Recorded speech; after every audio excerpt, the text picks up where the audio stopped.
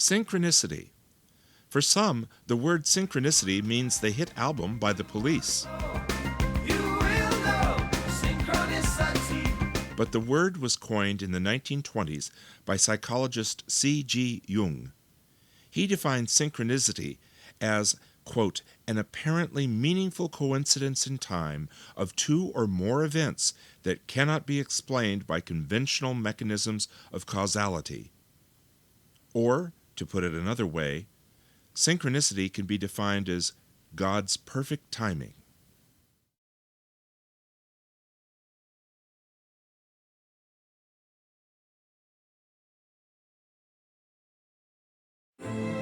Leah Moshier and Dolly Chitwood left for the mission field on the first boat out after World War II.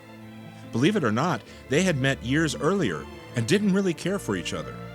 But God had other plans, and when they met in New York in preparation for their missionary journey, they hit it off instantly.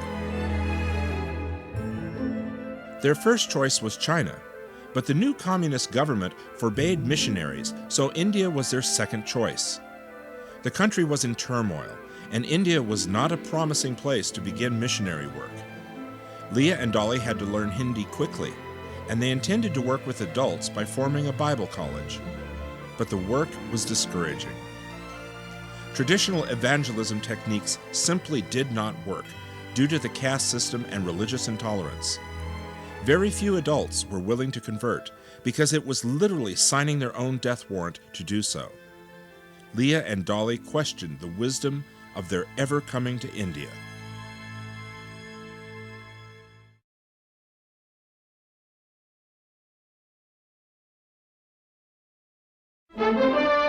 The gate of freedom is open in India.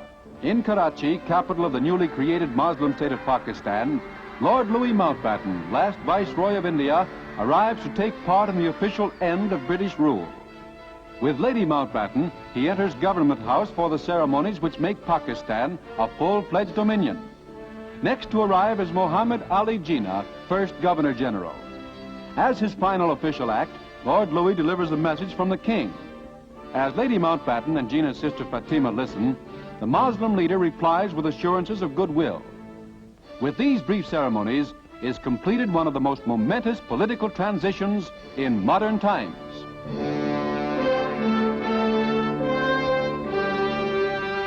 The new flag of Pakistan flies over a nation of more than 80 millions, the largest Muslim state in the world. India's partition is completed the following day, as thousands of Hindus in New Delhi swarm the streets awaiting their hour of liberation.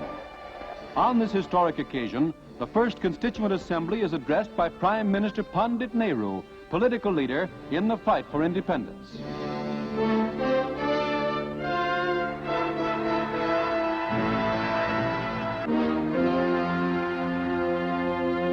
So India, with over 380 million people and 100 creeds, now has two flags flying. One of the Earth's ancient civilizations, her future is beset with strife, but her people are free. August 15, 1947, found the partitioning going into effect. Almost 2 million people had to be evacuated from one state to the other, as the partitioning line found Muslims living in the Hindu state and Hindus residing in the new Muslim state. Hungry and homeless refugees set up housekeeping in the streets of the major cities. Bewildered, they waited helplessly for someone to take care of them.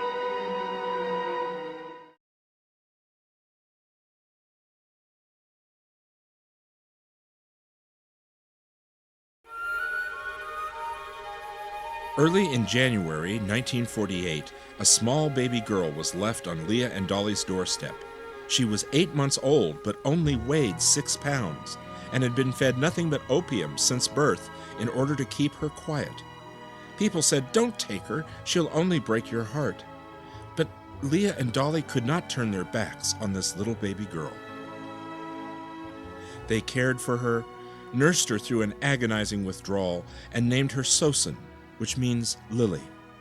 As Sosan got stronger, other children began arriving, and before Leah and Dolly knew it, they were in the kids' business.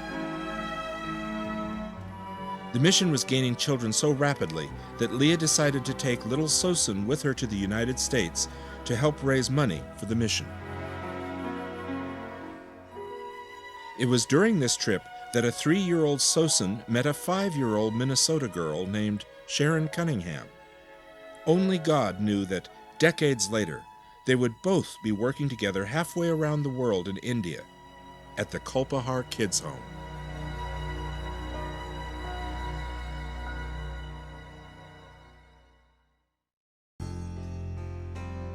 Dolly quickly realized that these children needed an education.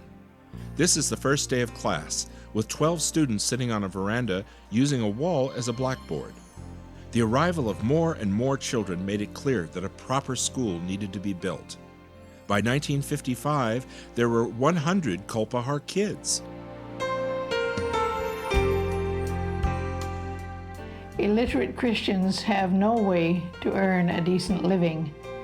They would have to compete with millions of uneducated non-Christians who would always be given the preference. A building program was started to house the kids, and the school buildings were built as well. Soon, the Kulpahar Christian School was known as one of the finest schools in the area.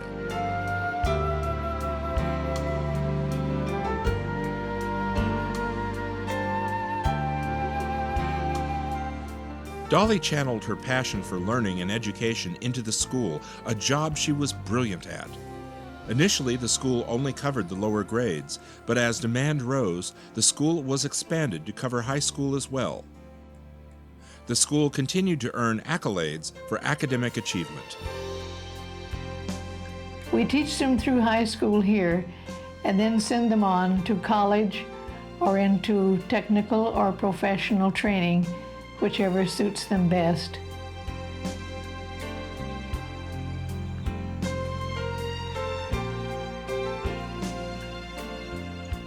Dolly went home to the Lord in 1995. She is still so beloved that her grave always has fresh flowers on it.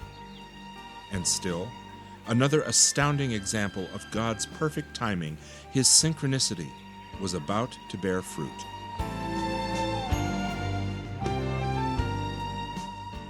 Remember that little 5-year-old girl from Minnesota who met Sosin when she was just 3 years old?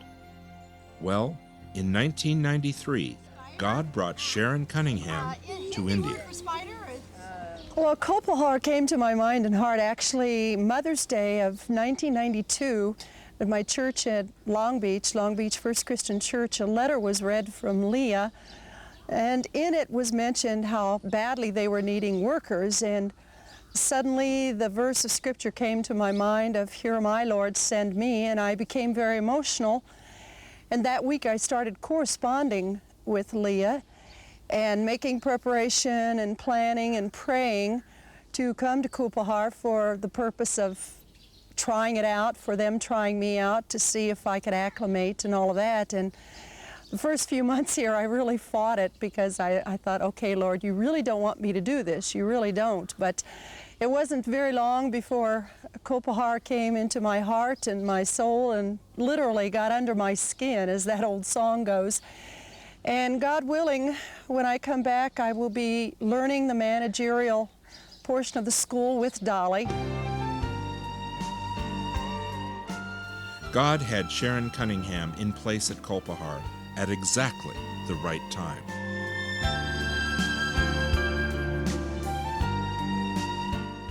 Sharon has been able to step into Dolly's shoes and continue her work, taking the Kulpahar Christian School into a new century and a new millennia.